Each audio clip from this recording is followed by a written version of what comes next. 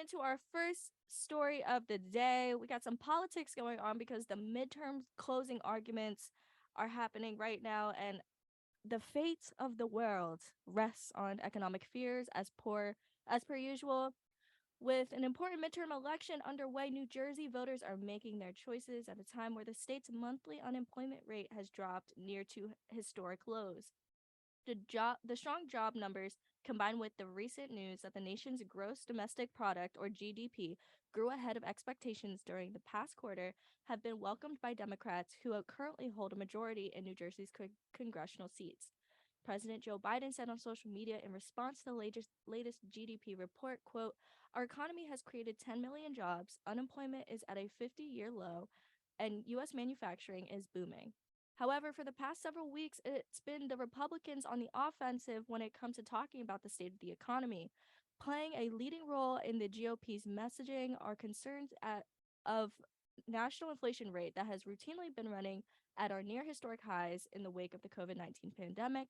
And while gas prices in New Jersey have been dropping in recent months despite an ongoing overseas war, they remain higher on average than the prices motorists were paying a year ago. Shout out to those gas prices being low, y'all.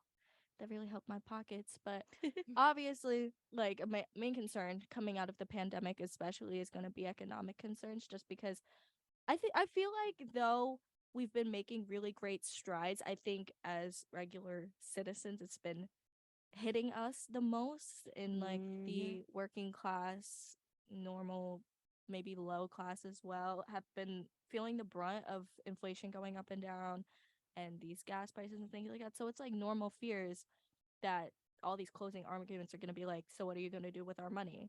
Because No, that's for that's sure. literally what it is all the time. But it's a valid concern, especially since everything has been so up and down. But it looks like we are seeing some improvements. I mean, that's honestly Yeah. a toss up depending on what side that you're on. But I mean, definitely. I'm one thing that we can all ask for is that we are getting more jobs out there, exactly. and the job market is, booming technically, because there are more jobs, and unemployment being at a low is fantastic because it was high for a while. Exactly. It was super Very high for a high. while. So like we want to elect officials that are going to keep us financially secure and feeling secure in our own financial standing and being within the state in particular.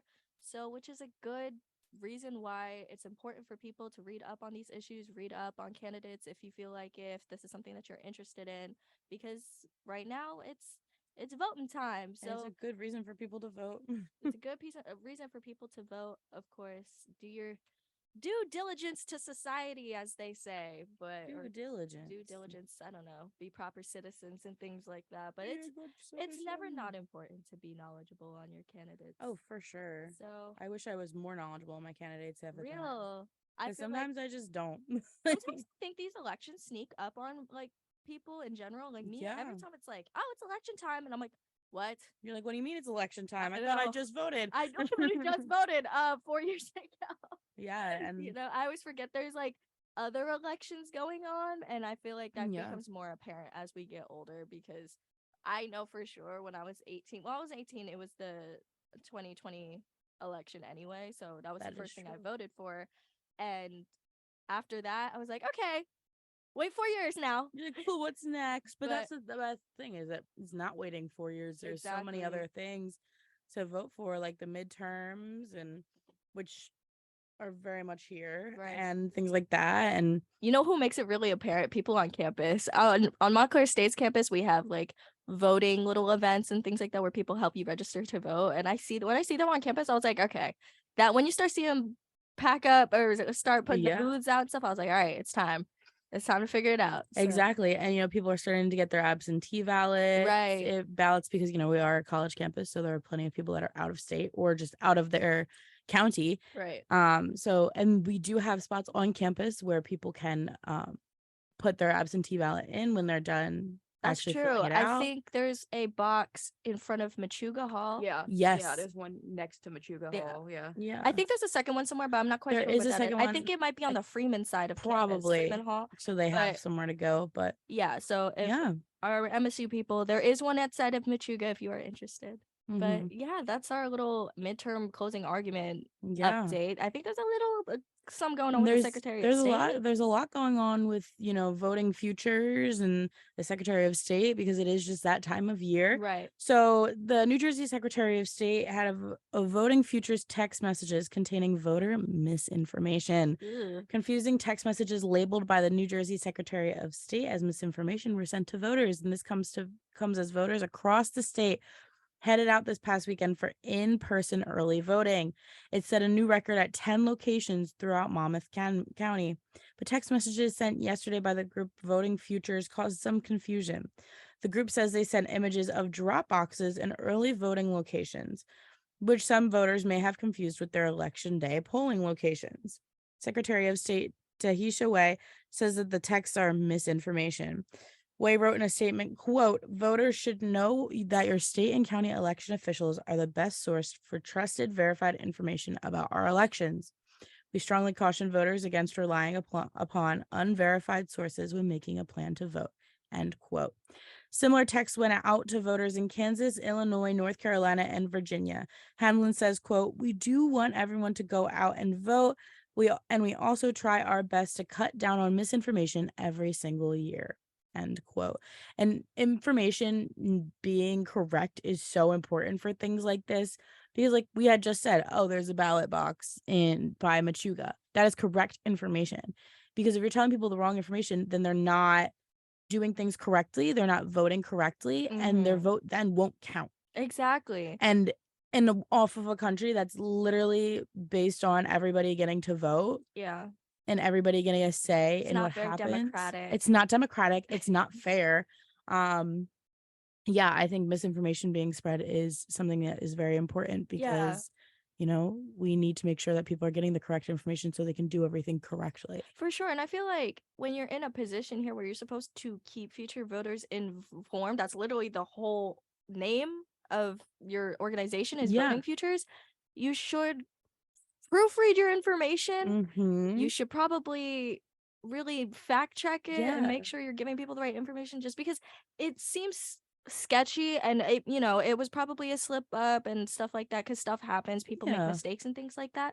But to people who are interested in voting and are reliant on these things and they are all of a sudden like deemed misinformation and things like that, and they like handle their messages with not that as much care, then it deters people from wanting to vote, especially to our young voters. Exactly. Because they don't know everything and they rely on texts like that.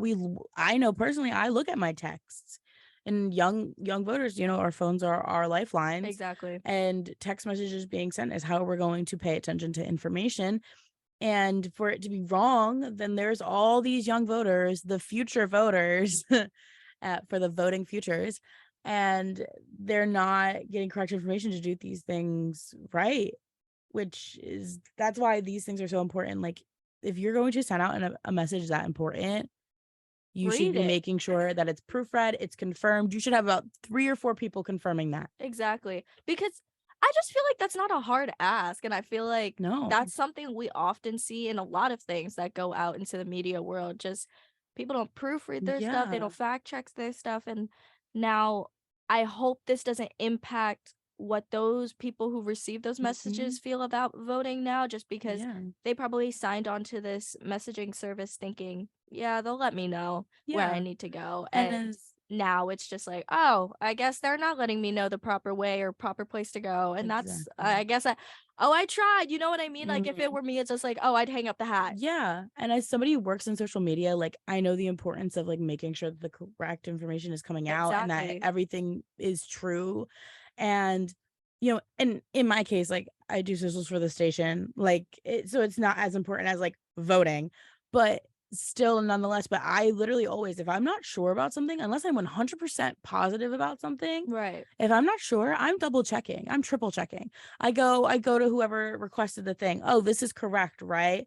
Oh, or this, that, and the other thing. Like, I always do that. And I don't think, and that's just like one thing that's so important to the job. Right. And I feel that going off of that, though, like you were saying, we're not New York Times, but at the same time, like, we're a form of journalism at the end of the day, and that goes all the way down to our social media, which you do so greatly, and it's because you have to fact check those things and making sure that our audience is receiving the proper thing. It's the same thing between journalism and just telling people to vote. It's just the same thing all around. If a college student can do it correctly, these adults that are in a profession, it's not that serious, should be able to do it. It's a little, I don't know, maybe that's just me. I think I agree with you, but I think it's just the way that the wind blows. I agree. And I think the wind is blowing us to a break. I think so too. I think so too. We have to keep the lights on here at the Morning Buzz, but we'll be super, super quick. I know you'll miss us, but here's a little break for you. This particular university has rose in higher education rankings. Can anyone take a guess at who this university is? I'm gonna guess it's the one that we're at right now, but I could be wrong. I think it could be our neighbors. Survey says that it is us, Montclair State University. Really? It's not Willie P? Of course not, Gabi. Disrespect to Willie P. But no. Go Red Hawks. Anyways, Montclair State University's reputation is growing, and the leading higher education rankings are taking notice. Montclair has received 2 top 100 rankings, including number 7 in the world in a critical research metric in U.S. News and World Report's 2022 Best Global Universities rankings, which highlight 2,000 institutions worldwide. The U.S. News rankings showcase the university's growing research footprint and global impact. Montclair State ranks number 7 in the world's normalized citation impact, which means the average number of the times a research paper is cited in other works, along with being number 93 in the percentage of papers that are among the top 1% cited in their respective fields.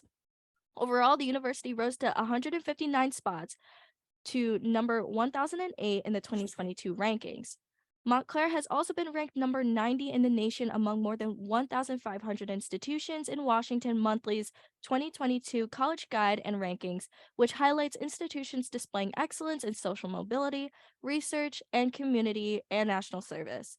The university is just 1 out of 4 New Jersey public institutions to crack the top 100 in the National University rankings.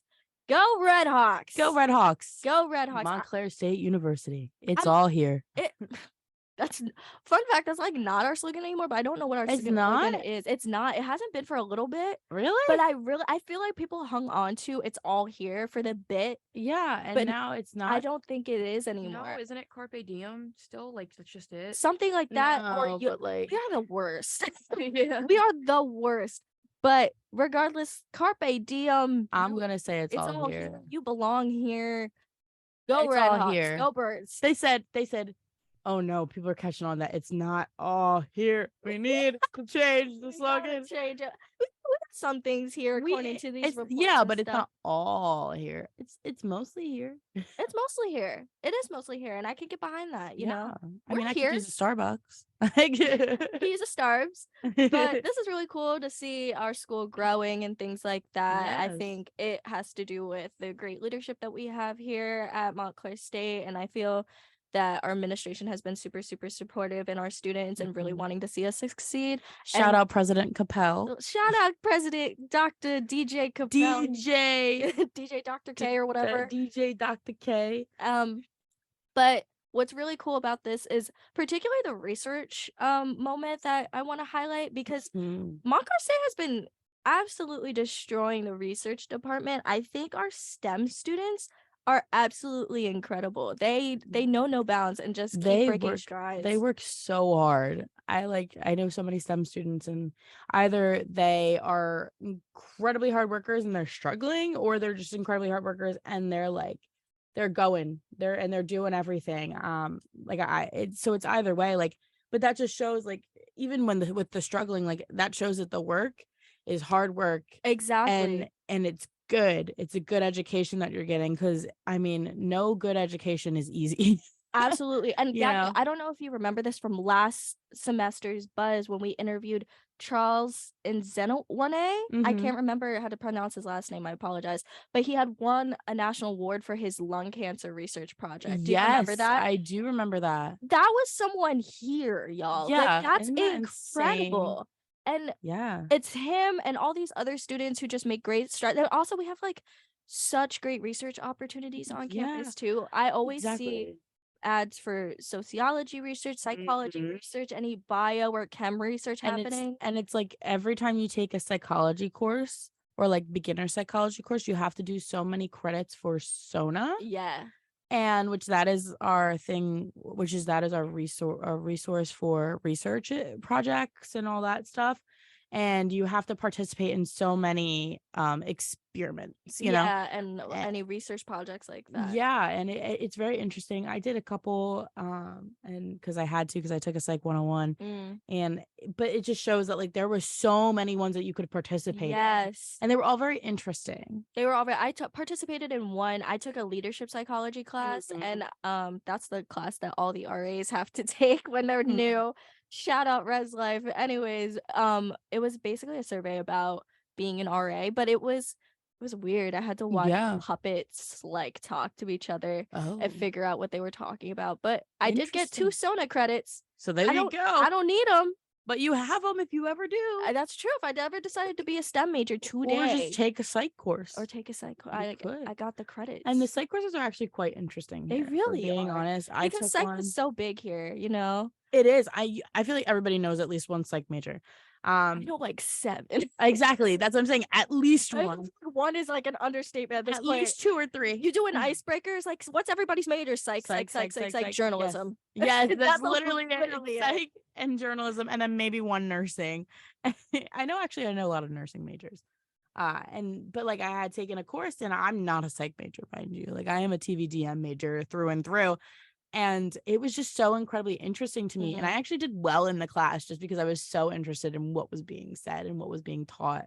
And I think the beauty of that is also the amount of psych professors we have and the amount of Yes. really good psych professors we have, because my psych professors are also like amazing as well, just because it's important to just kind of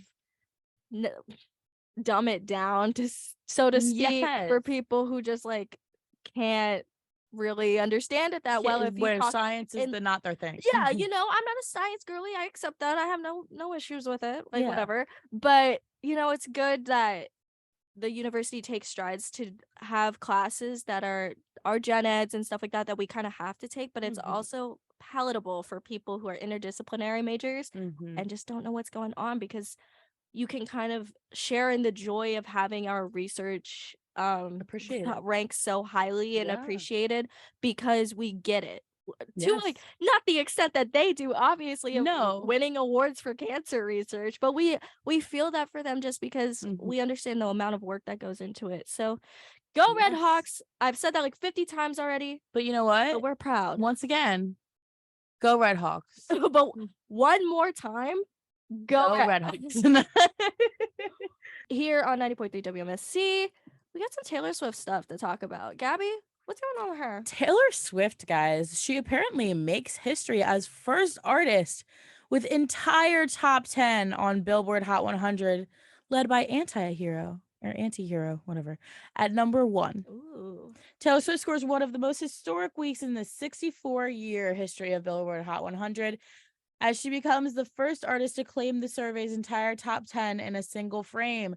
Swift surpasses Drake, who logged 9 of the Hot 100's top 10 for a week in September 2021. Leading the way for Swift on the Hot 100, Anti-Hero launches at number 1, marking her 9th career leader. All 10 songs in the Hot 100's top tier are from Swift's new LP Midnights, which released on October 21st on Republic Records, blasts in at number 1 on the Billboard 200 albums chart, with the biggest week for any release in 7 years. Swift also surges past Drake and the Beatles for the most titles from the top of the Hot 100 in a single week, as her monopoly of the top 10 best those acts each of whom infused the top 5 for a week each in 2021 and 1964, respectively. Plus, Midnights becomes the first album ever with as many as 10 top 100 or Hot 100 top 10s, besting the 9 from Drake's Certified Lover Boy. In 2021, the Hot 100 blends all genre US streaming, official audio and official video, radio airplay, and sales data. All charts dated November 5th, 2022 will update on billboard.com tomorrow, November 1st. Well, That was today. Yeah. Crazy. Yay! Today is Wanna- November 1st. Do we have any Swifties in the studio? Oh, I was gonna say Swifties are crazy. I about it. like Taylor Swift, but I'm not a Swiftie. It Yeah. doesn't surprise me because Swifties are crazy. They're crazy. Whoa, they coming are. after a whole fan base over there, Crazy, Riley. though. You got a target on your back now. We have some in WMSC. You better watch out. Oh, What great. made me too. But I'm not a Swiftie either, not gonna lie. Just not crazy about her. Sorry, Swifties. Yeah. Come after but me too. I like her. I do. I think she's had moments where I didn't like her. Real, very real. But I normally do like her. I'm shocked that she is still at that, especially Anti-Hero is at number 1, because I think the song was great. I think it really spoke to a lot of people, but her music video Oh. had included we actually talked about this on the Buzz in Baltimore that we did. Her music video for Anti-Hero, she stood on a scale and then showed the scale saying fat. Which one is just Taylor Swift isn't anything but. And 2, it just made being fat in a negative light. Yeah. And she got a lot of backlash for that. Granted, she did end up taking it out of the video immediately after the backlash. But she still did it in the first place, and the music video was directed, produced by her. Written, directed, produced, the whole thing. It was by her. So I'm quite shocked that she's doing this well after that backlash. But maybe it just made people want to like go and listen to the song. It's Swifties. It doesn't matter. Swifties. Right. True. That makes so real. Any fandom of that big of an artist, what they fail to do is hold their artists accountable a lot of the time. Mhm. So in that particular instance, I'm not surprised that she's still topping the charts because the one thing that Swifties are gonna do is gonna put that woman's music at the top.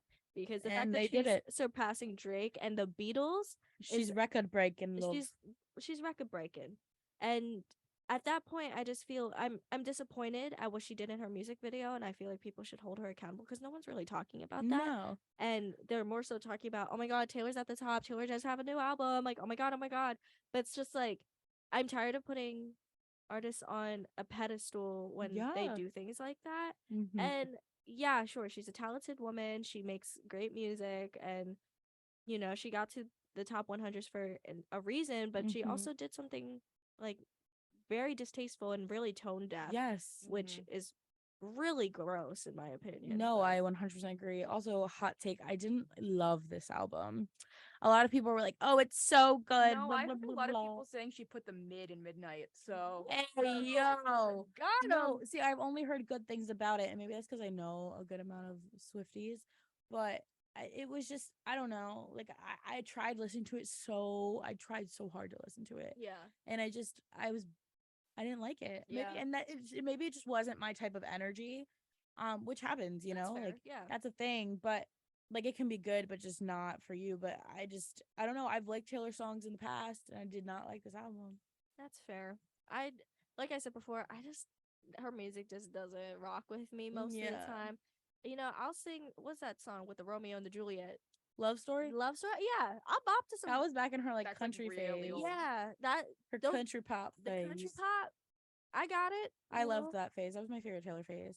Although I did like her Lover, Bad Reputation, like Yeah, that. that was good. That was good. That was a good, like, resurgence. yeah. Midnight sounds all the same. Like I listened to the album for the first time this weekend, Yes. and I was like, all the songs sound the same. I feel I 100% agree, because there's like there are those albums out there that like every single song sounds the same, and this is Yeah. one of them.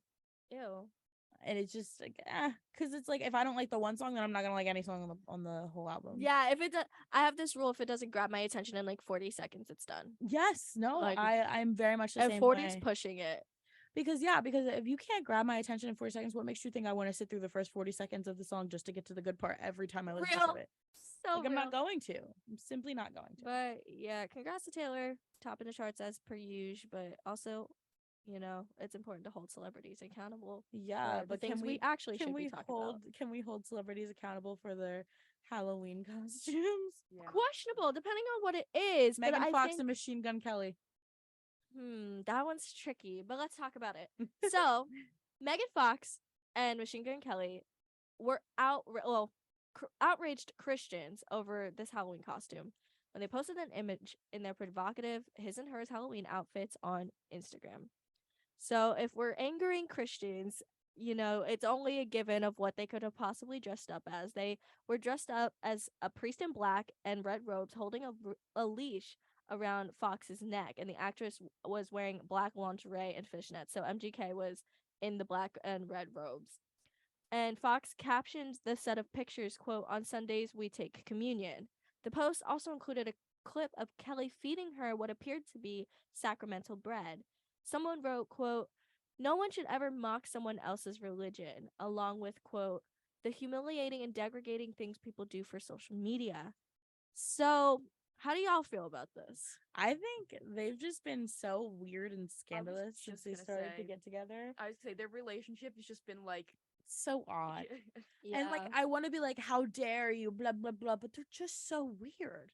they really are. This is just what they do. like every time I check in on them, it's something new, and I'm like, remember her, what is it, her wedding ring or her engagement And it was ring? like it had thorns on it, so it was Yeah. hard to take it off. Yeah, that, or you know, when There- one of them had a necklace of the others, whatever. And Oh, it was like their blood. That's what it was. I yes, think it was a vial of their blood. yeah, I thought that Yeah, was weird. it's just really weird. They're a weird couple, and I think I understand why Christians would be upset because they're like, "Oh my God, this is blasphemous. This is disrespectful to somebody's religion and things like that." Like, I completely get it coming from someone who grew up Christian because Yeah. you know that's just something that we're taught. Like, Yeah, no, like don't this disgrace. is definitely disrespectful. It is. I I just Yeah, that's like, that's pretty much it. It is disrespectful, and I also think it's important to be conscious of other people's faiths and religions and culture when dressing up for Halloween. I don't want to say this and like contradict myself because like you see other people who dress up as nun- other as nuns and stuff, and I feel like we don't think as a society we don't bat an eye to someone dressing up as a nun or a priest more Yeah. so than we should. I don't know. Do you I- think we should be holding people accountable more for that? That's a great question, which like now that we think about it, if we're holding people accountable for other religions dressing up like that, we should probably be doing it for all religions. Yeah, I think it's I feel like people are like the Christians are mad again, which I get. Like it's no, yeah, they're always completely- mad. We're always mad. I get Yeah, it. like we get it, right? But I think in this way, I this think one's reasonable. 'cause yeah. normally it's not reasonable, but like this one, like I get, like I understand why they're mad at this Yeah. one. Like Because when you take your religion seriously, like even slightly seriously, like it's kind of offensive. Yeah, and and I religion- get it. Religion is a part of culture, and culture is not a costume. So we say the same things when people wear traditional cultural garbs of different ethnicities and Mhm. from different cultures and things like that, right? So if we're doing the same thing for Christianity, I don't think that's a very fair standard. Yeah, And I think I just don't think it's really hypocritical to be not okay with one thing and okay with the other thing when they're both doing the same Yeah. concept. But that's the thing is, if it's not you, it's not your problem, and that's what people do. Exactly. And we need to get out of that mindset as I a agree. society because like it affects someone somewhere. Right. And I think if we are going to be advocates of equity or equality and respect across the board, even if you don't even like this particular group, you should accommodate and respect the fact that that's something of their culture and shouldn't be disrespected. So I think For that's sure. kind of the general consensus on that. Mhm. You know, I just feel like there are other costumes. Yes. Also, like there are just so many good costumes out there. Like I saw a Princess Mia from Princess Diaries.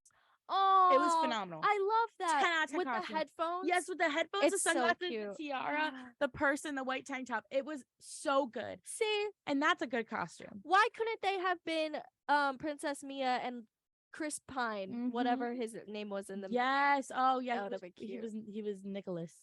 Nicholas. So good. throwback. Or you Childhood could just crush. buy like a costume from Costco or something. You think FGK and Megan are going to Costco? No, but like they could if they wanted They to. could if they can afford. I mean, they can afford. There to go to is super Costco. cool things at Costco though. Real. It's true.